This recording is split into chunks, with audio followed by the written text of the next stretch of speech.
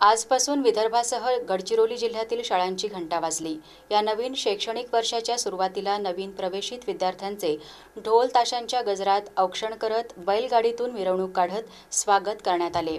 जिल्हा परिषदेच्या शाळांमध्ये आज 1 जुलैपासून जवळपास 13,450 नवीन विद्यार्थ्यांनी शाळेत पहिलं पाऊल टाकलं आहे। जिल्हा मुख्यालयापासून तब्बल 150 किलोमीटरवरील अतिदुर्गम अशा किष्टापूर येथील जिल्हा परिषदेच्या शाळेत स्वतः गडचिरोली जिल्हा परिषदेचे मुख्य कार्यकारी अधिकारी आयुषी सिंग यांनी विद्यार्थ्यांचे स्वागत केले। त्यांनी इयत्ता पहिली वर्गात प्रवेशित विद्यार्थ्यांना पुस्तके आणि शालेय साहित्य वाटप केले। मागील 4 दिवसांपासून गडचिरोली जिल्ह्यात प्रवेश उत्सव मोठ्या उत्साहाने साजरा करण्यासाठी शिक्षण विभागाने नियोजन केले होते।